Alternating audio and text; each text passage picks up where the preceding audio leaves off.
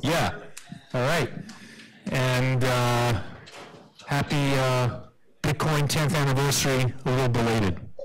All right, guys, we're going to have a really amazing evening conversation with a really interesting group of people. And before I get to Corey, Edith, and Larry to tell us a little bit about themselves, I just want to reflect on what a crazy friggin' year it's been. Who here has had a crazy year? Yeah.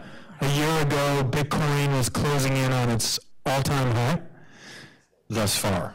Thus far. Thus far. Thus far. It was, I think, 2 weeks from today, Bitcoin hit 19,700, and now it's a little bit lower than that. So a lot of us had more hair a year ago, except this guy from LA Token. He's always had leather. And so it's been a crazy ride, but you know what? When I think back on the stuff that I was involved with in the last year, I've been involved with ICOs, STOs, with exchanges, with companies doing custodied assets for private equity funds. I've been to Singapore, to Malta, to Thailand, to all over the place, and it's just been such an amazing learning experience. And the one thing I can promise you is that this is not the future of money.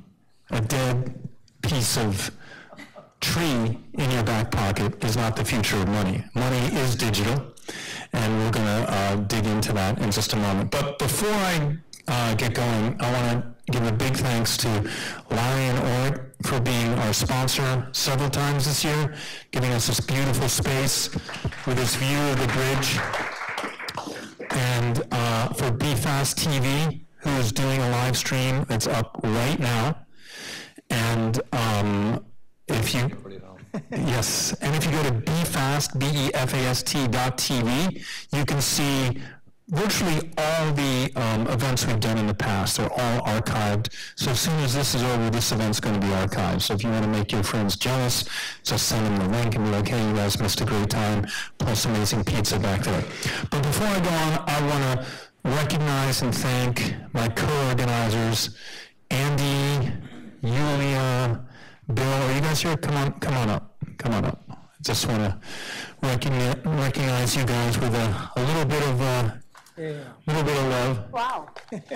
And come on, Andy, come on, Yulia, don't be shy. Bag is full of Bitcoins. So yeah, we have milk chocolate Bitcoin, and we have Guyana chocolate truffle Bitcoin. Come on, you. Chocolate truffle Bitcoin. So you guys can fight over these. I just want to say thank you very much for everything you all have done, and thank you for building a community. And Bill, as soon as he gets here, I have a special gift for Bill, and you guys will figure it out once you meet him. This is the beard definition gel. So he's not here. I was hoping to kind of have some fun, but we'll give him a beard definition gel later. So okay, and the other thing too, which is interesting when you think about community, the last part of that word is unity. And I think that's really what we're focused on at Crypto Mondays, is bringing together a diverse group of people and interests and roles and experiences to get involved and dig into what they find interesting about distributed ledger technology, cryptocurrencies, all these things. So that's kind of our goal. We're going to have a lot of really fun stuff next year. But without further ado, let me introduce my panelists from my right. Ms. Edith, go ahead, give a quick intro. Hi, my name is Edith Young. I'm a partner of 500 startups focusing on blockchain and crypto investments. And I'm really impressed by Mark's choice of gives. And I was hoping to get some XRP tonight in this one. Yeah. It's always for sale. I'm Corey Johnson from Ripple, Chief Market Strategist for Ripple. And I kind of go out in the world and talk to the regulators and investment conferences and the press sometimes, and kind of try to explain what Ripple is doing, the difference between Ripple and XRP, a very simple distinction which seems to confuse simple-minded people. But Ripple's, I think, probably the biggest company in the Bay Area, certainly doing things with blockchain and crypto assets other than just trading them. My name is Larry Kane. I'm a partner at the law firm Orrick, Harrington, Sutcliffe, and been practicing securities laws for many years, working with a wide range of companies and a wide range of blockchain companies, and we're very happy to sponsor tonight. I do want to mention that we have a very active blockchain working group, over 50 lawyers worldwide, and we have I'm making a plug for a new blog out there. It's very informative. There's like 2 postings today, one on some developments in the UK and a blog on some of the SEC developments. So check it out. Thank you for coming. On the chain. Okay, great. So 2018, as we talked about, was just kind of a crazy year. Maybe each one of you can highlight something that you found, something that stood out this year, the good, the bad, or the ugly, about 2018. Then I promise it's the last we'll talk about 2018 and move on to the future. Corey, what have you seen this year? I mean, it's pretty interesting. I joined Ripple not even a year ago,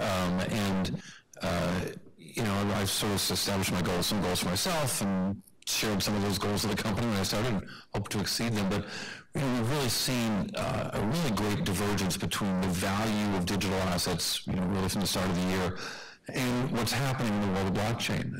And certainly Ripple, we see that very intensely.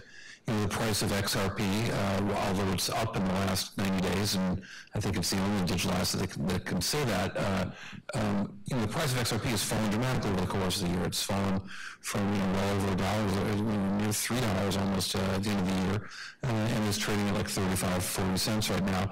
And yet, with the company Ripple, we're doing better than ever before. One of my goals is to try to help increase the sales pipeline and get sort of better awareness towards our own customers. We've seen the sales cycle go from a new customer every 6 weeks to 2 new customers a week. We've got over 150 banks and financial institutions that are up and live and using Ripple's products on the software side. And so there's a real divergence between the price of the digital assets and the adoption of blockchain. And I think maybe even more so, and sort of looking towards the future, we're really seeing, we've done some studies to really look at this, we're seeing a movement towards the notion of adoption, where a year ago a lot of corporations and a lot of business people were still thinking of crypto as, what the heck is this thing? I see these stock charts or these prices of charts of whatever the heck this thing is, and we're hearing a lot about cocktail parties, and it's gun running and hitmen and what else?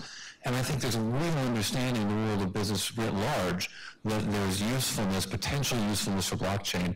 And we see that most of the people, nearly half of the people, just below half of the people that we've interviewed and surveyed now in the world of business look to blockchain to solve certain business problems. And I think that's the only thing that will create fundamental value for the crypto assets. Yeah. Good, the bad, the ugly. I would say yes on all of those.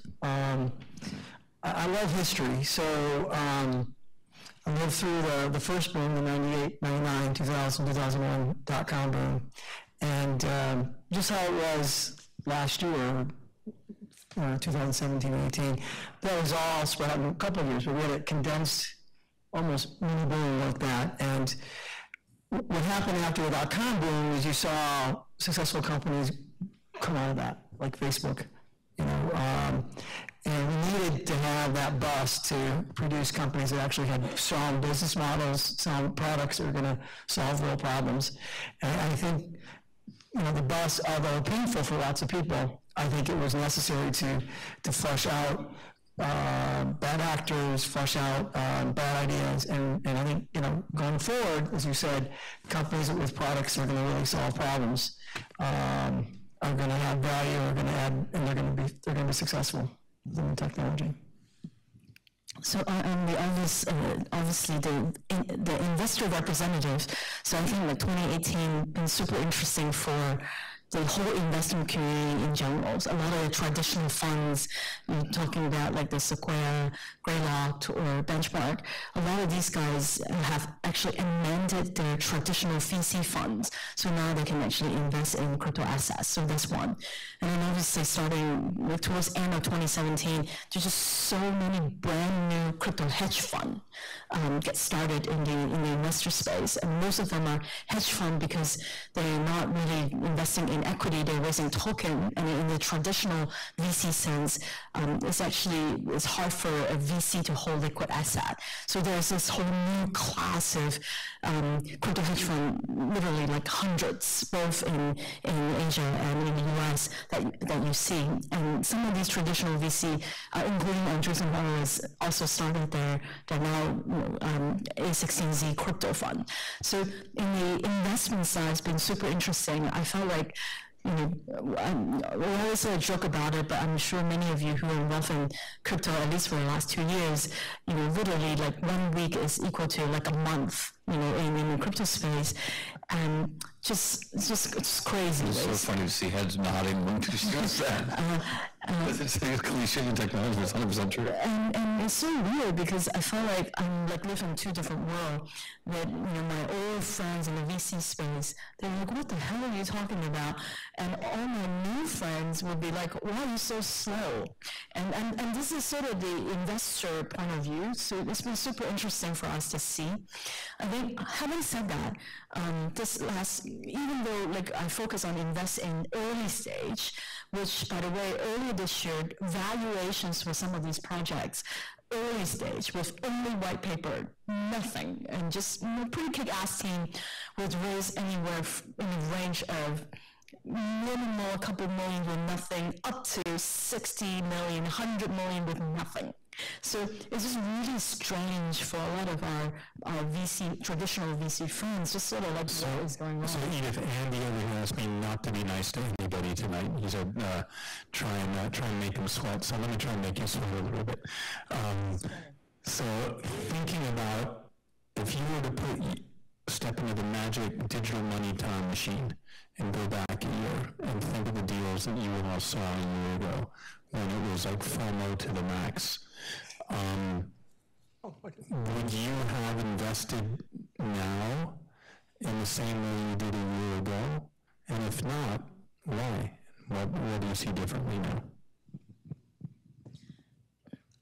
That's an awesome question. So I don't think I would do anything different. Just to start, because I started with more being the classic traditional VC, I actually invested in the equity side of Stellar. The equity company was called Lightyear. And at the time, the fund couldn't invest, so I asked the partnership, can I invest in Stellar just on my own? And it was an awesome decision. I continue to stand by it. And at the same time, the valuation of Stellar, and then nothing going on in Lightyear. So I guess all in all, it's still an awesome company, sort of similar to Ripple with SRP. It's not really, both do amazingly well, but it's not exactly related. And for us, as a traditional fund, we really couldn't invest in both. Now it's different. We also amended the fund as well. I don't really want to name any token whatsoever because I still hold a lot of them, so I don't want to impact anything.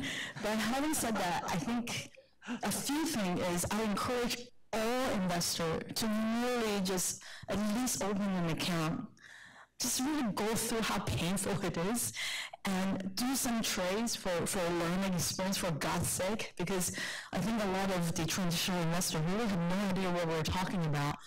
And then our strategy have been, we invest in early, and usually, right now, by the way, most of the investment is in equity now, even for token projects. So do you remember the first time someone came to your partnership, obviously not you because you were ahead of the curve with your partnership, but someone came to the partnership and pitched them on tokens instead of equity. How did that go down, and how did investors get their heads around it and first say yes to it? And part two of the question is, today, someone walks in the door and is like, hey, buy my tokens, what do you say? Just to start with only say, they give us the free token because we invested in equity. So they were being nice. And now I can tell you that even for our equity investment in fiat, we are changing some of the legal terms to make sure that we will entitle to some of these tokens if an equity company decides to do so. So the first couple of investments wasn't hard because we didn't have to put money in there. And then later on, more and more of these token projects, we realized we didn't know how to handle it, so many of our partners just sort of ignore it. But get to the point where, at least for me, every single awesome founder from China are all raising token, not equity. So I didn't have a choice. Now some dude from China comes up and is like, hey, this is a great project. We're doing I don't know, we're in China, so we don't differentiate between utility or security token. Today, would you say, sorry, we're only doing the security token, or yeah, we'll do any token? Like, how do you think about the token landscape today with the bifurcated definitions that the U.S. has imposed on the market? How do you think about that today? So in general, by the way, even for companies who have done, tomorrow I'm co-hosting an awesome party with the Coco's BCX project, who's Katarina, you can wave. There are projects, sort of like the whole team is based out of Beijing, and some folks in San Francisco as well. But they raised 40 million, done amazingly well on fundraising. And in this case, it's no token issue until you have real testnet mainnet for real utility token. So this is one team at least. I felt like they're not here just to get listed as fast as possible. Have nothing to do with it. You really want to build some real tech. I think 99% of them, I still stand by this statement, are completely bullshit, which projects have nothing to do with blockchain, nothing to do with whatsoever. I have no idea why they even exist. So what do you do with your shitcoins? What do you do with your shitcoins? You have, I mean, not you personally, but let's say the fund by accident invested in something out of China that turns out to be not. We don't do that. We don't invest. You never did it. You never invested in shitcoins. Okay. All right. So I'll stop beating up on Edith. Corey, so first of all, congratulations. XRP is the world's second most valuable digital asset after Bitcoin. Worth, I just checked CoinMarketCap, 14.1 billion market cap for XRP, which is almost a full 3 billion ahead of Ethereum, which is 13.3. And you've spoken a lot about the difference between Ripple, the company, and XRP, the digital asset. Could you give everyone a quick overview on how those things work together or are different? First of all, I do not agree with the way CoinMarketCap uses the word market cap. I don't think any of us probably would. It's sort of amazing that they have this bizarre notion of market cap doesn't include all of the digital assets that are out there. I mean, market cap refers to securities or equities at least. And market cap is the value of one times the full number that there are out there, and that's the way CoinMarketCap does, at least on our homepage. You gotta kind of click through the site to find out what the real market cap is. But regardless, just I've devoted a little bit of time to today. And if you were to go to my Twitter account, you'll see there's like a whole battle going on Twitter about the discussion of what market cap is. You can't just look at a list of P or something. In any case, the work to create XRP started before there was a company called Ripple. XRP and the XRP ecosystem exists independent of Ripple. Ripple, the software company that I work for, based here in San Francisco with offices all around the world, which owns 60% of all the XRP. We own 63 billion XRP. So there's about 37 billion out there in the world that other people own and other companies own and that are being used not just for some Ripple software solutions that use XRP, but there are other companies out there like Coil or Omni or others that are using XRP for their technological solutions. So I really see, I really do see many of these digital assets as technologies that happen to have a price tag attached to their pieces. But fundamentally, XRP is a digital asset that is a type of technology that is really optimized around doing lots of transactions quickly, at low cost, very high speed. And I think what we've seen with the trading of XRP, at least I hope what we've seen, and really the trading across the board, what we've seen in the last, not even 90 days, but really at the end of June, you started to see this very tightly correlated market separate. And you saw shit. It wasn't just shit coins emerging, right? It was digital assets that have different technological characteristics, trading in a different way. Some were moving up, some were moving down. But I don't think that this market could ever be described as, I don't think no one would say it's mature, but I don't think it ever reached maturity until there really is a differentiation between the different technologies and the recognition that some have greater value than others because some don't work, and some work better, and some work better at certain things and not other things. And I think it really reflects also the immaturity of investors of sort of saying, I just want to be exposed to the sector, I'm going to buy this, that, and the other thing, and they can take a basket approach, and interestingly, sort of in the same building where BlackRock has some between offices, and this move towards passive investing, the equity side, the debt side, there's an element of that sort of notion. I'm not going to try to pick out which digital asset is best. I'm just going to buy a bunch and throw them all together. I think we're seeing a failure of that right now because you are seeing the correlations. Yeah, my belief in my advisory business was, oh, great, I have all these really cool tokens from these cool companies, and they're counter-correlated to Bitcoin. Wrong. For a while, that was a great strategy, but it looked like it kind of wasn't. But the thing that I think about when I think about Ripple is, I think of you all as an enterprise company. I mean, from the outside, it looks like you've done an amazing job penetrating the financial services world. So maybe you can talk a little bit about that and what's worked. Yeah, I mean, we are 100% an enterprise software company. We sell software to banks, remittance companies, financial institutions to allow them to move value across borders. Some of our solutions use XRP, all of them do, and our users are regulated entities that are already doing business, but we're just trying to give them a better tool to use. And I think probably everyone in this room agrees that blockchain solves some problems. Maybe solves a lot of them, probably doesn't solve all of them. Although in rooms like this, usually there's somebody that thinks they solve all the problems in the world. But we're tackling what we see as the biggest, simplest problem that blockchain can fix. With using XRP, as I say, in some of our solutions, but if you look at our company, you see a typical enterprise software company with a lot of engineers, and you've got a finance team, you've got a sales team, you've got a customer success team, you've got a marketing team, and it looks like I don't know what Oracle looked like when it had 300 people, but it probably looked a lot like what we've got. So you've also been getting into other verticals like. I'm not comparing Brad Carroll, who's my CEO, to Larry Ellison. I just want to make that very clear. So can be only one Larry Ellison. So I hear you guys are getting into the verticals of trade finance, gaming, identity, real estate, media, micropayments.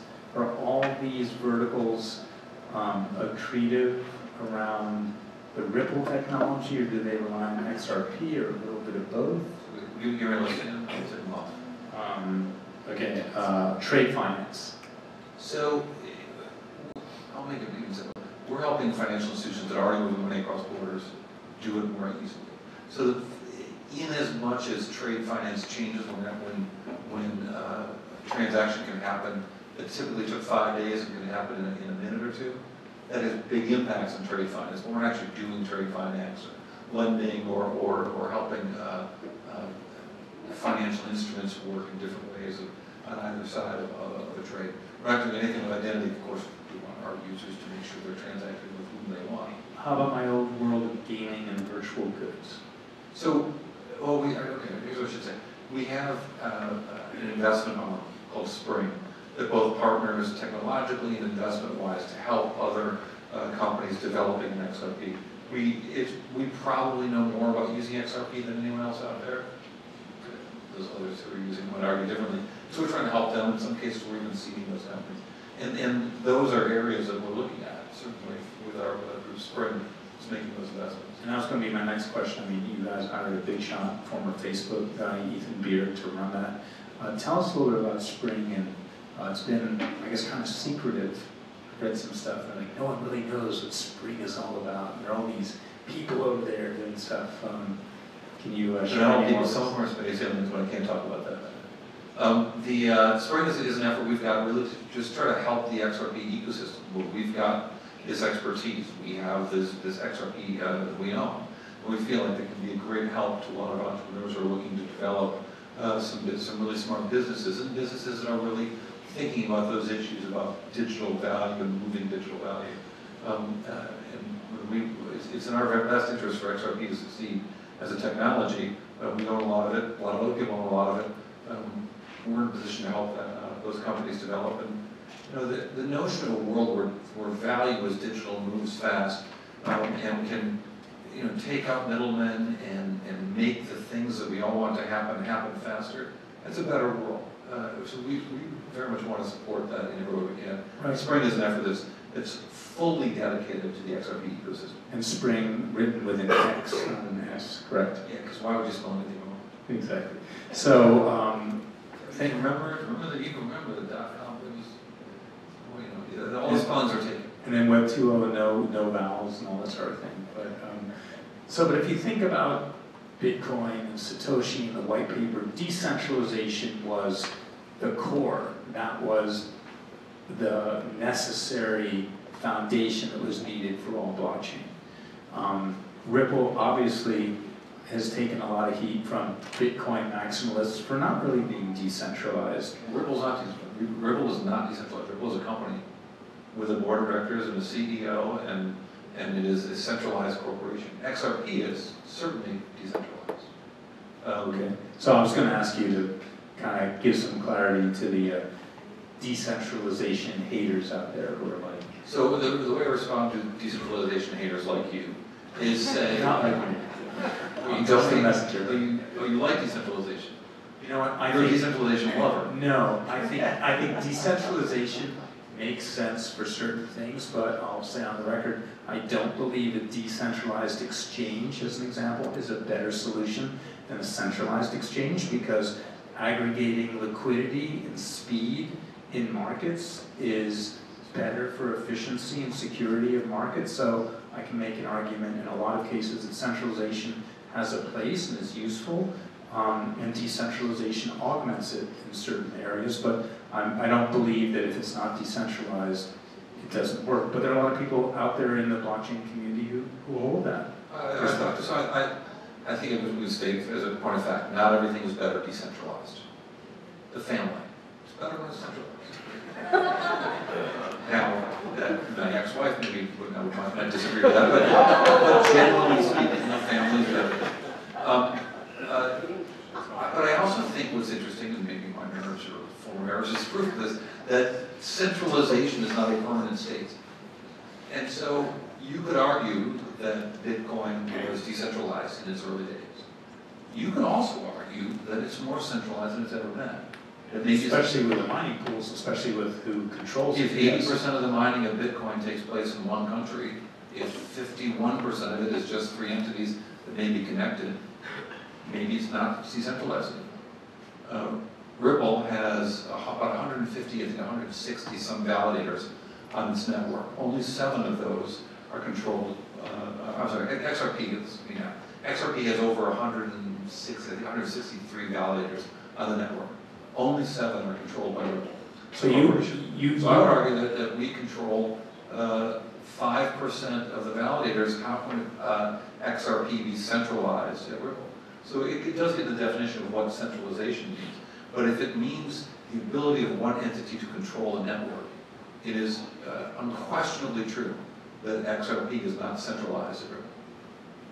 So when you all sit down with a major financial institution, do they freak out around that whole centralization, decentralization topic, or is that not an issue because they think they're doing like enterprise software buying? Can't some fire freak out, or just like Chic? This 1970s reference. There's a band called Chic in here. We do engage in these conversations a lot, when these terms get thrown out, I just say, well, what do you mean by centralization? What do you mean by decentralization? Why does it matter to you? When doesn't it matter to you? And I really do think that and what do they say? What are they saying? Well, as a blockchain community, if you ask someone in this community what time it is, they tell you how to build a watch. Because when you get interested in this, you get really interested in it. You spend a lot of time, you learn so much, it's hard to have normal conversations with people. But I think it's really important as a community that we find simple ways to give answers to things. When people talk about centralization, you got to understand what they truly mean about that. Are they talking about control? Are they talking about majority ownership? Are they talking about ownership that's at a tipping point where you have different notions of control? I don't think that we've lost a single potential customer over this discussion of centralization versus decentralization. So what you would say is decentralization just totally doesn't matter? No, I think it 100% matters in certain cases. But why does it matter to you? I mean, I think that a decentralized network that will continue to exist, whether or not one party is active in it or not, is really important to a lot of the use cases we talk about with digital assets. And I think that the fact that XRP continues to exist, look, if Ripple goes out of business, it'll be a really sad day for the Johnson family. But it won't make a damn bit of difference to XRP as a technology. It will continue to exist. It will continue to have all of the companies that are engaged in developing on it. It will continue to have lots of places trading it. If someone comes around with a better solution, if someone comes around with better enterprise software to allow financial institutions to move money across borders using XRP, and they can do a better job of it than Ripple, then XRP will continue to exist. XRP can do lots of things. It doesn't need Ripple for that. So Larry, when you have a client come to you and say, hey, we're building a whole roadmap and this is our plan and we want to build on top of the technology, what should we do? Should we build on top of Ethereum? Should we build on top of EO? Should we build on top of Ripple? How do you have that conversation with a client, or does it even matter? I think the conversation is less which platform to build on, which is what problem you're trying to solve with your technology. And I usually encourage people to best of breed. Don't rebuild things if you don't have to. And some clients want to do their own protocol, their own technology. Some want to build on Ethereum or other technologies. But to me, it's not which one is better. It's what problem you're trying to solve with your technology. What's the problem? And then, because if you're going to try to get customers to believe in it, it's got to solve that problem, and it's going to be less, one over the other. So looking back at this year, it seems like 98% of the big projects all wanted to be ERC20 tokens, so they could get on exchanges, so they could moon, and all this other cool stuff. Looking back on that, do you think that those were wise decisions to try and put all your eggs in the Ethereum basket, or not? The companies their tokens aren't doing well or are gone. Probably not wise. Again, I think as I mentioned, we went through this with the .com boom. We had lots of people. The word .com after some whatever it was. You had a .com. You could raise a ton of money. Back then, it was a PowerPoint or whatever, and then go public within like 2 years without anything, without sales, and that crashed and burned in 2001. I think looking back at what happened here was fairly similar, where people thought there was easy money. Boy, I can raise money without giving out equity. All I got to do is do an ERC20, do a white paper, I can raise money. And people were then flipping that, the pumpers and the dumpers, and there was this exchange, and I think it's been good that market's been closed. It's good for the long term, for the investors, and for real people who really want to use blockchain. So somebody who wants to really change the world and maybe make things more secure, more fast, or solve a problem. I think getting rid of people who didn't really want to solve a problem, just wanted to make money fast, I think it's good that they're gone, or on the way out maybe. So do utility tokens exist anymore, or are they just dead and buried, and so we're moving on to either security tokens or other forms of I think legal constructs? Trying to raise money as utility tokens basically impossible. We've got clients who've raised a lot of money on SAPs that are working busily to launch utility token, and if they can launch it and have a problem they can solve, I think those will get done. There's a lot of hoops with the SEC. Now the SEC came up with, the last couple of weeks, some pathways for people who came up with ICOs that... Give the money back and start working. What's the pathway? But there was a path where they weren't shut down. They can build a real technology, register with the SEC, give the money back, they're fine. But it's a difficult path, but it's one that's there. Just to be the devil's advocate, the former reporter, so read one of the SEC's, one of the companies, they said, okay, give all the money back at the price you took it in, pay us $250,000 penalty, and then start over again and go to jail. It didn't say at the price you took it in, it was based on damages, but basically, you're right. But those people aren't going to jail at least. So there's the good part. And I read a tweet where one was congratulating the other one and saying, we won, we succeeded. As if staying in a jail was probably paying $250,000 where they wanted to be after 4 years. So Larry, your clients aren't going out and buying Lambos now, is that what you're saying? No. But I do think there's more guidance coming out. In the next couple of weeks, you're going to see a lot more SEC action or enforcement action. I think by the end of the year, there's going to be, we've gotten some guidance, and there's going to be a whole slew of them. So, I mean, from where I sit, having an overview of a lot of different projects all over the world, I still scratch my head and ask why the SEC hasn't given some modicum of predictability, at least a very simple safe harbor, that if you do these things, you're not gonna... I mean, they have a little bit, right? I mean, as the SEC sometimes said, we think that these, we think that Bitcoin, we think that Ether are not secure. Right? They don't have said that. They've come up with a lot of bad actors and said, these guys we're going completely after these guys that have done really bad things. And then they took, I wouldn't call it middle ground, but they did their actions 2 weeks ago that I thought were important. So in the last month, they've come up with, again, there's no, what is a utility token? We don't have that definition. I don't think we're going to get that. But you have Ether and Bitcoin, which are decentralized networks, which don't rely on one party to exist, to continue. And so, in your analogy, Ripple is a company, but your coin or currency is not. It's decentralized. So therefore, I could see a very good theory why that would not be security. I'd be surprised if they ever ruled on that. And we've spoken about Malta a lot before. Granted, Malta is a very small country. Off in the Mediterranean, but I think one thing that they've done that I think makes sense is they've created a definition of digital assets and a regulatory framework around that. One of the analogies I use is just think about if I'm getting on a plane tonight to go to San Juan. Just think about it, when I got on that plane was regulated by the rules of the road that were written in 1940 before there were even airplanes. That would be kind of stupid. Why is that a bad idea? And why wouldn't the U.S. take the lead and create a whole new regulatory regime for digital assets? So two things before I get to that one, just to finish on the other one. The SEC has been, they went out and sort of defined broker-dealer activity recently, where you had people who were promoting and taking commissions in connection with the sales. They said that was security. You had to register as a broker-dealer.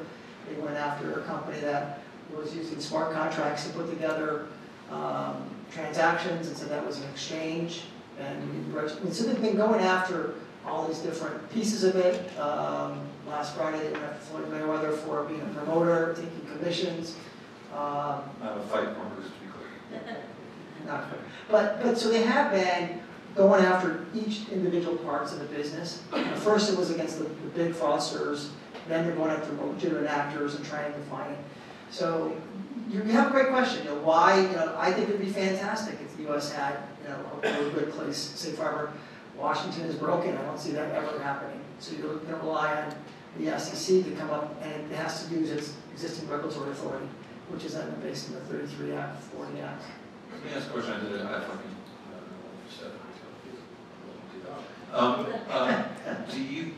Do you think the SEC will be the arbiter of this in the U.S.? And again, not that the U.S. I'll say truthfully, not that the U.S. matters. I mean, as Lou Kerner said to me once when I said, "Well, how could blockchain ever get really big if one of the biggest companies in the world doesn't have clear regulation and won't allow it to happen. He said, why don't you explain it to Facebook and Google, which did just fine without China. But do you think that the SEC, or do you think that other, perhaps state courts, for example, will establish precedent before the SEC does? Well, you have lots of all the above. So you have the SEC, which is in the front line, right? But you have 50 state securities regulators. Some state securities regulators are very active, like Texas. They're going after people. You have, states like New York with the BIT license, which takes a different regulatory approach. You have courts. So there was a recent court action in San Diego where a federal district judge did not give the SEC a preliminary injunction against a company that was doing testing coins, if I recall. It was and said those were not necessarily securities. So that, I think, may go to trial. That would be a very interesting case, because they had not done an ICO, they had not done what do you think, a public offering, but they were doing testing tokens, I think they were using that term. And so that was not, so back to the question, that would be a court. So eventually, at the end of the day, if it's interpretation of our existing laws, it will be courts, if people have the capital to fight the SEC. And then really, it's up to the legislatures to make the laws. And that's what, the solution is really having our legislatures make laws that make sense for everybody. And getting back to Corey's point about decentralization, I mean, the whole U.S. system seems us ridiculously decentralized with, 58 entities weighing in on what's going on. Edith, you were going to say? Well, I spent half of my time in Asia, and I actually think that most of the crypto trading, Asia is really the center of the universe, not really the US. And if you look at the top 10 crypto exchange, finance for the OKEX, and then Bithumb, it's basically between the Chinese and the US. So you will start to see China aside, which is a different model, but Japan actually is the first one that come up with like policy and regulatory guidelines for crypto exchanges. That's why when China first shut down September 4th and September 11th, everybody went to Japan. And then they realized that every single token also to go through all this policy, the Chinese not going to do that. So that's why everybody went to Europe. I think these smaller countries like Malta, Dakota, historically they also are the first one to come up with all this license. Because they're a small country, they actually want to attract these guys to come. Versus China and the US is so big, everybody wants to come anyway. So, and everyone, even as I mentioned earlier, pretty much by you for the OKEX, all of them are in town now. And really taking the time and trying to get money transmitter license state by state, follow these footsteps. And they want to do that because once you get that, as a brand, it seems so more legitimate. So a lot of these exchanges, people want to come to the U.S., but it's just that outside of the U.S., actually, because I guess Asian people just love to trade, love to gamble. So therefore, they just wanted to set up these regulatory faster than. And that's a great segue into, I was going to ask you what you see coming up in 2019, number one. But then the other thing too, I mean, I've been on a bunch of fundraising tours in Asia. And yes, short term it's sexy to get money from Asia, but I guess you could make the argument that that's the worst money you could get because someone. No, I'm saying from an investor, right? In 2017, it was like, give me my 20x and then I'm dumping this. But even, as recently as a few months ago, I met with several large Asian funds and they're like, yeah, once it gets our price target, we're out. But if you're building a real company for the long haul, and you take X investment from an investor and you know that once they hit their price target, they're going to dump your equity or your token, doesn't that cause a problem? Is that a misalignment of incentives for longer term growth? Just to start with, many of these are set up as a good hedge fund, and my prediction for 2019, many of them are going to die first half. Who's a big one that you think will be dead next year? No comment. Many. One, and then many of these projects, because they're just so bad at treasury and management, because many of these projects raise so much ETH and Bitcoin, and they have no clue how to manage any of the treasury, and actually the smart one. I did talk to a few in China a couple of weeks ago. It was Shenzhen. There's one project that told me that they raised 10,000 Bitcoin for their ICO, and they converted 30% of them into US dollar. So they're set for 4 years. They're pretty happy. I'm like, wow, I was very impressed, because most other projects that I'm aware of actually have no idea. And literally, whatever they raise, they drop over 50, 70% of their value. I mean, many of them are like running out of money. And what's interesting to me recently is some of these token projects now go back wanting to raise equity, which make no sense to me whatsoever. And so that's, I think many of these projects will die, many of these funds will die. I actually think that the Lambo industry will go down because people are not buying. And then also the bodyguard industry will also go down. Seriously, I see some of these crypto whales have bodyguard following them around. I'm like, what the hell? And the crypto event space will be decimated probably, because like you could literally be at a different crypto event. Like I think I've been in half of them this year, and it's just The things like this will be free.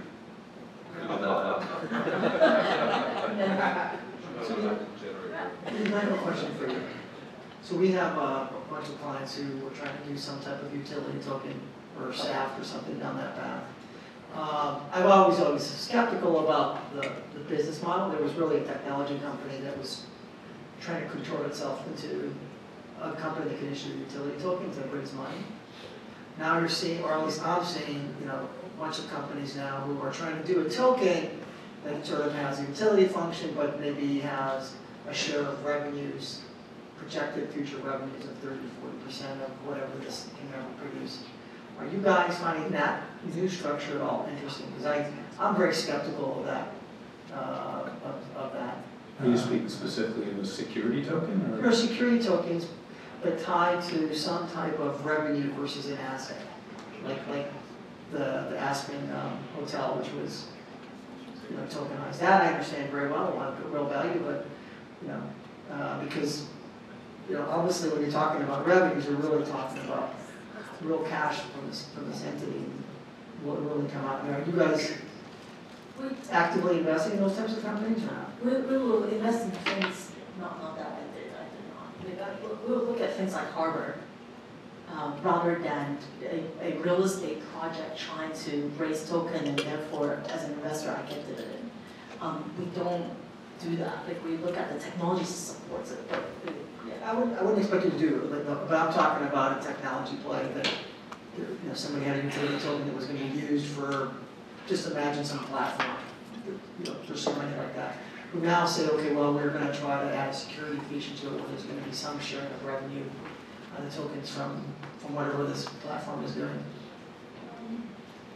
It usually sort of gives me a not so good impression. It just doesn't seem like it was well thought through to begin with.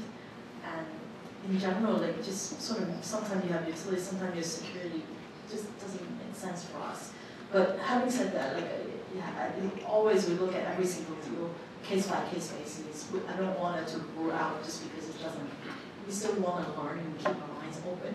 But in general, like, I think many of the early stage projects that we're looking at now, even though they're thinking about, may have a token component, all of them are actually raising equity. So Corey, what's your perspective, and I think this is a really important thing we need to dig into a little bit, the role of exchanges here. Like we haven't really explicitly talked about that, but there's been a lot of talk of, wash trades, and fake volume and all this stuff, and, a lot of exchanges propagating like mushrooms.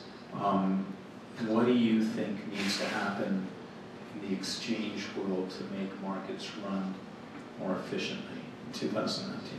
I mean, I think the general philosophical view that more exchanges is better, not worse. And because this is a global enterprise, that we need to have active volume trading in all the places where we want to do business, and we want to do business everywhere. So, a few years ago, 2 years ago probably, there was barely double-digit exchanges trading XRP. Now we've got well over 60 all over the world. And our solutions are built on a reliance on exchanges being active in trading XRP. So a little more explanation of that. Our XRapid product, which is a product that is designed to use XRP across borders, transfers a US dollar to XRP and XRP to peso. Well, we need there to be exchanges in both places, both in the US and in Mexico, that can handle that volume and has enough liquidity that they're going to do a trade in 3 to 5 seconds and get that trade done and get it across the Ripple network to the other side where another 3 to 5 second exchange has to happen. So we need lots of exchange out there trading lots of volume. And the degree to which this, whatever you want to call what's going on right now, the crypto, funny phrase we're reading this week, the crypto collapse, the crypto winter, and crypto whatever. Nuclear winter. Yeah, I mean, it's this, you know, to the extent that that hurts exchanges, it's probably not good for the rest of the surviving ecosystem. We want exchanges to be strong and trade actively, and we're doing a lot at Ripple to try to help exchanges all over the world provide liquidity, in our case, in XRP, because we think that's the right technology, but provide liquidity so that our customers can access liquidity everywhere it exists. Do you work with market maker? Absolutely. Coinbase, friend or foe? They're lovely. I like Brian. Brian's got great hair. They're great. I mean, I think your point is the relevance of the single exchanges is, you know, skewed here in the U.S. I mean, Coinbase is top 15, top 20, right? But it's a drop in the bucket of what Binance and the like are trading at. I think that the positions of the exchanges will survive based on the value they provide to their customers. You know, I do believe that mainstream financial institutions are going to get into the trading of crypto, and I don't know what how they do it will be interesting. But I think Coinbase is great. But I'm thinking kind of like what NASDAQ did in the late 90s with all these ECNs, right? And they just aggregated and brought them under one umbrella because, you know, okay, get out of the top 10 or even top 100. You have huge arbitrage opportunities or exploits or whatever you want to call it, where you might have exchange one that might trade, you know, $20,000 a day. Exchange two might trade. The same is true of the bond market in the U.S. But I mean, for me, I think it would be great to have a single window into the total liquidity of any digital asset across all exchanges at one given time. Is that going to happen? For God. No, that doesn't exist. It doesn't exist in any market. If you want to go way down to more obscure instruments that are traded somewhere that represent a certain thing, and even for anything that is traded, there is always some kind of spread. There is always some kind of asymmetry of information and expectation of value. That's how trades happen. We've seen a compression of spreads in most things because of digitization over the course of really, you know, only the last 20, 30 years. But I think that in any market you see extreme efficiency of things that trade a lot and inefficiency in things that don't. I think you'll always see that. Edith, what do you see happening with exchanges in the next year? So I'm not a trader. I trade, but I don't quant trade and whatnot. And I learned this actually from a friend of mine from Singapore. They're really awesome quant fund that actually make money, even though in that market mostly focus on tether to Bitcoin, tether to ETH. And we have this whole philosophical conversation around stablecoin. And I'm like, what do you think about that? It's real asset back and all that. And this is what he told me. He's like, look, I don't think we'll stop trading tether because they're inefficient. So therefore, there's arbitrage opportunity. And if everything is like $1 buy, there's no point of trading it. There's no like opportunity. So you still see, you know, tether is top 10 and it's not going away.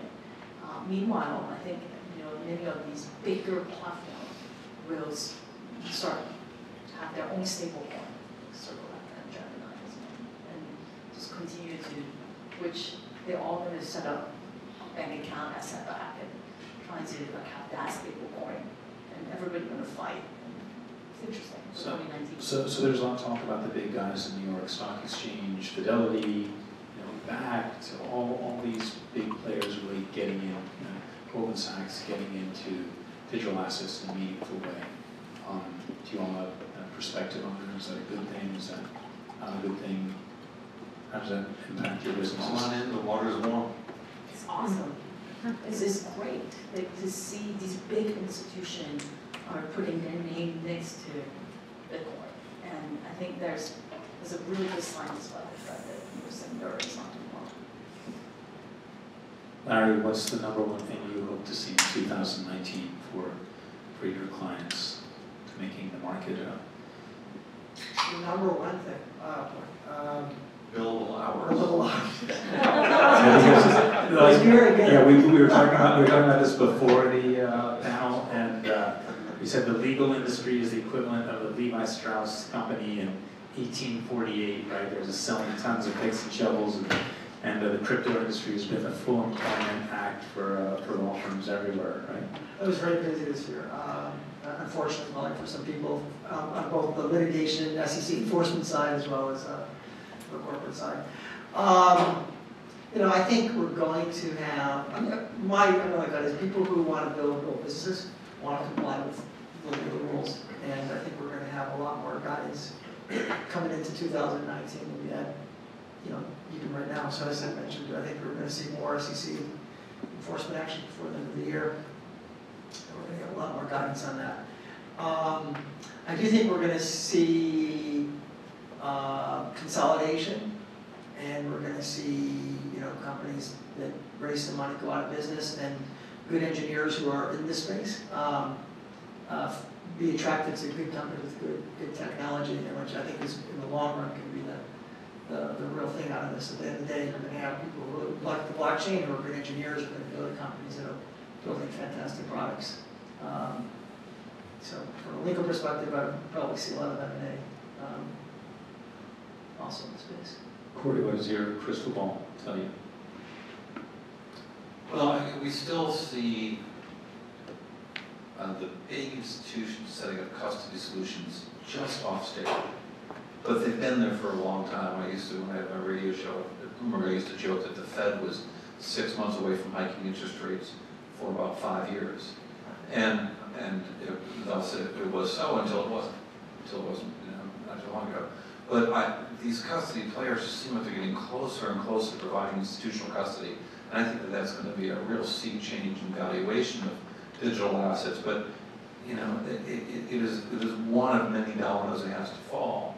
But, you know, then you've got to have, you know, you can't, until you have actively traded futures contracts, you can't have insurance. Until you can't have insurance, you can't really get legal opinions. You can't get legal opinions to vouch for accounting firms. You know, it's still such early days, not because innings are the right metaphor, but because there were basic building blocks of global business that aren't in place for digital assets right now. And I think that one of the biggest ones is custody. And it looks like we've been creeping close to it way too slowly, but it really does seem some major players. I predicted that it would have happened, you know, in the third, fourth quarter this year. It's not. So it's so close. What has to happen in custody, in your opinion, and who are the big players in that? The big players are the big players, right? I mean, I don't know which of them will step into it, but we all know the big custody solutions that all of the big hedge funds and financial institutions use. And I think one of them is going to have to step forward, and the rest of them are sort of waiting for someone to be the first actor. But I think once one goes, you'll see many. Edith, what do you see ahead in 2019? And is Asia still going to be in the gambling mood, if you will, for continued crypto investments? So I want to share something I learned today by talking to the Coco's founder, Harshit. You know, I guess EOS just that didn't really have a. We can all argue. I have no idea who's fan, but it's just not as popular in the Valley compared to Asia. But today I have some really shock. To me, it's pretty shocking. So there are actually games that is making money that is built on EOS that actually make like profit. Like in at least 5 to 6 games, making over $1 million in profit, US dollar, this year. And then there's a EOS-based marketplace called Nudex, and I'm literally looking at the statistics. In the last 24 hours, trading volume is over 1 million EOS, which times, I just checked CoinMarketCap, is about 250, 270. So you're talking about 2 or 3 million in trading volume per day. And this is happening in Asia. So And what's interesting to me that I don't think about it on a regular basis, but how Drew was saying that the fact that EOS don't charge your gas fee. So for gaming, it just makes so much more sense because your cost of running an EOS-based game is so much, there's no cost. Like you don't have to pay gas. So therefore, gaming on Ethereum just makes no sense. Because in comparison, at the end of the day, the game player doesn't care what blockchain you're building on. They just want to, in this case, they're literally thinking they were making EOS because of playing these gambling games or slot machine and whatnot.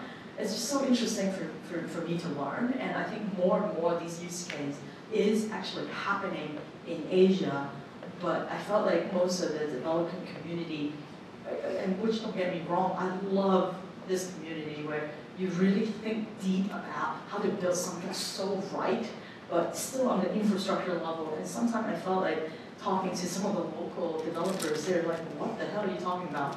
Use cases? Like, that's why I actually think that, I know there's a lot of conflicting school of thoughts, but Ripple is the only one I actually think of some real implementation, which if you talk to other school of thoughts, they'll be like, what? You can't talk about it. So sometimes, so my prediction is everybody should come visit me in Asia, and particularly China, and really learn what's going on, because we should learn from each other. That sounds great. Well, thank you very much. So big thank you to our panel. We'll take a couple of questions if you all have time. You have a few minutes? Okay. So, yes, sir. Oh, yeah. So we're going to do a test here first. We're going to see who's a real techno hipster versus who's a Luddite. So who here thinks themselves as a techno hipster? Luddite? Okay. All right. Well, look. Here's the thing. We do this, and to Corey's point, yeah, some of you guys bought some tickets here, and that kind of sucks. We hope to change that next year. If we can get a sponsor or two, all our tickets are going to be free. That's our goal for next year. But what's really helpful in what we do and how we do this is we have a feedback form. So the quickest, easiest way for you to access that is go to bit.ly/ CM_12_18. Okay, bit.ly/CM_12_18. And that's a beautiful form that, in fact, my son designed today with a little dancing reindeer at the bottom. So it's a Google form. So, but who here absolutely no way wants to do that and wants paper? Raise their hand, and Andy will hand out the paper. So our goal is to aggregate both the digital and the physical to get as good a read of what your feedback is. So if anyone just wants paper, raise your hand. Okay, questions? Yes, sir, in the back. Okay.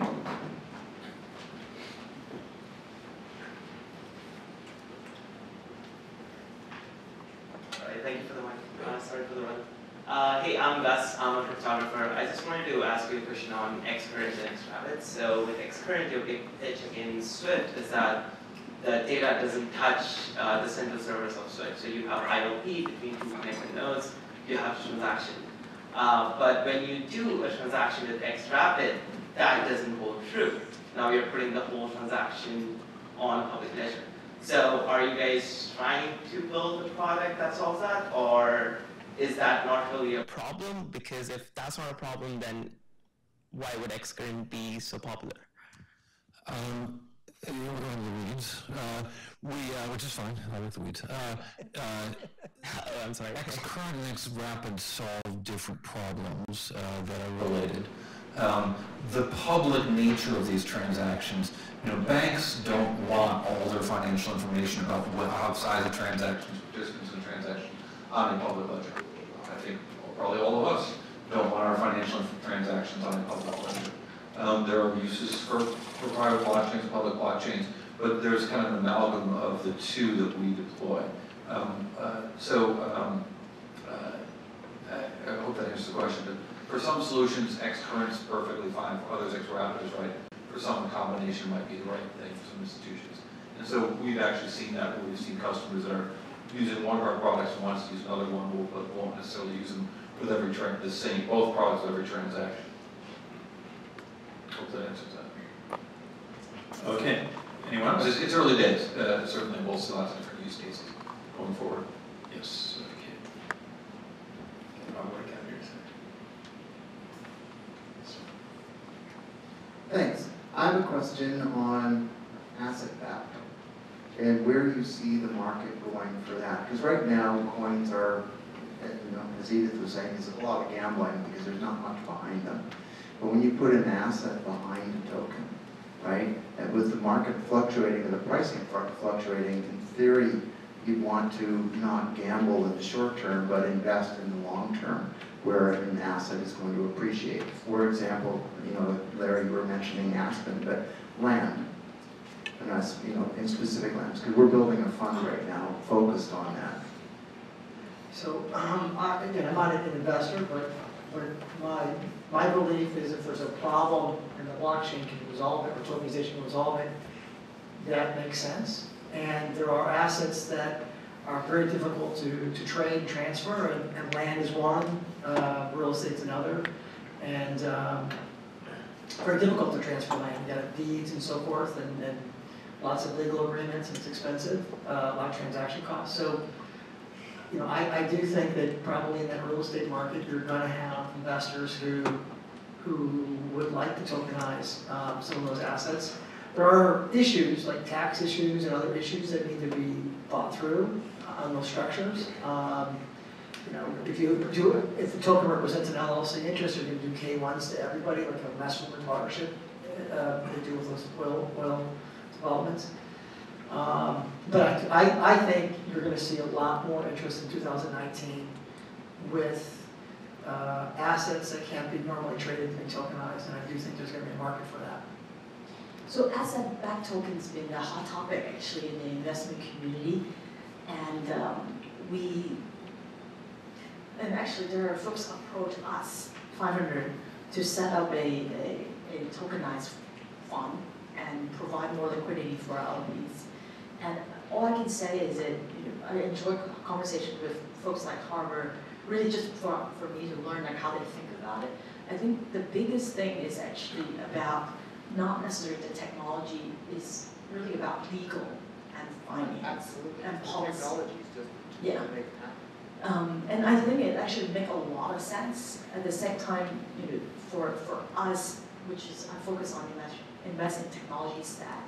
But I can tell you that for our fund, it's a double-edged sword, even though I get that to sort of get our investor fast, the potential of creating a marketplace.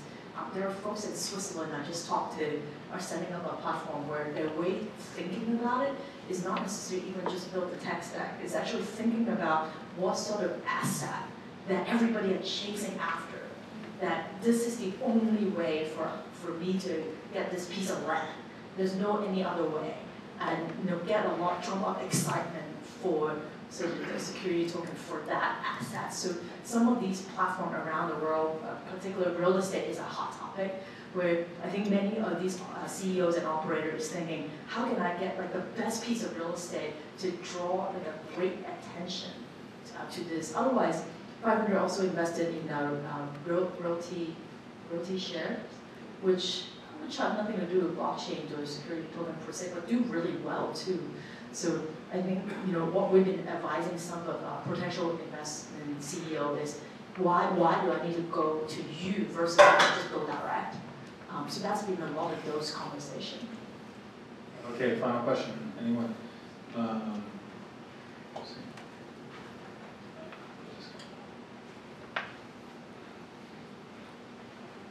Follow up on that last one. Do you think 2019 there is anything to the year of the DApp? That is real world applications that do something, even if consumers don't know what the heck is behind it. Things that apply versus base protocol. I think the way you said that's just right. I think that people don't know how to spell TCP/IP, let alone understand how their text message got from one place to the next. But they put a lot of thought into which emoji to use. And I think that blockchain solutions ultimately ought to have that same sort of technological grace to them, where the users don't know why this is so great. They maybe don't even think it's great. They're just used to it. I press a button and my friend gets paid. I want to move value from here to there and value gets moved. or whatever the blockchain solution is, it happens because it's digital. You know, we're used to money working that way, or we're used to information working that way. We're used to the text message, the email, whatever. We're used to Excel calculating fairly complex things in a spreadsheet for us, without having to think about how that happens or what kind of, you know, it used to be we knew what kind of chip was, not too long ago, what kind of chip was in our computer. We don't even know that anymore. And I think that that's a sort of technological elegance that blockchain delivers, or will deliver, but isn't there yet. I think, frankly, the only reason it's gotten so much attention in the early days is because there was a price tag attached to the building blocks of this technology, unlike earlier technologies like TCP/IP or computing itself. But I think that, you know, the technological simplicity is going to have to be there because it's the experience we're used to with everything else. I actually think, like, so the Brave browser is a good example, and don't quote me on it because I haven't talked to Brandon for a while, but I think they're at least at 5 million MAU, which is amazingly great, like in the blockchain space. I really think gaming is really, really awesome use cases where the game would care less, but they care about awesome games, and if it happens to run on blockchain, awesome. Which I also want to do a plug, is it okay? Yeah, and I think, you know, for me, my prediction for 2019 is CX, you know, customer experience has been horrific on blockchain, and I think bringing better customer experience as far as like Coinbase not having a phone number to having really terrible user interface, UX, UI, that, you know, when you talk about stuff like Abra, they've done a really nice job, right? They've hidden the whole complexity of that, and I think the gaming apps have done a lot of that as well. So I think, you know, people talk about the mom test, right? Who here's mother would ever be able to, like, you know, deal with a wallet, right? I mean, most of us are confused on that, let alone, you know, our parents. So I think there are a lot of steps that need to be made in the year ahead, and I think once that happens, that's kind of going to open the door to consumer adoption. So one more thing, Bill, our other co-organizer, come on up. We didn't get to meet Bill earlier, and again, big thanks to Bill. He's our newest co-organizer. Now, as you can see, come on, Bill. There's a reason why Bill didn't get the chocolate like the other guys. Instead, he's getting the Gel Differenzione Barba, the beer as a holiday present. Thank you for all your work. And thank you, everyone. Thanks again to Corey, Edith, and Larry. Thanks. Yeah. Oh, so tomorrow night we're extending Crypto Monday audience to enjoy Tuesday with us, and the Cocos team is going to give away for future promise to future program. There's no token generation yet, but the first 50 people will get 3,000 BCX, right? Cocos token, 3,000 Cocos. The second 50 people will get 2,000. The final 50 get 1,000. Better clear with your lawyer first. Happy holidays. Everybody should come.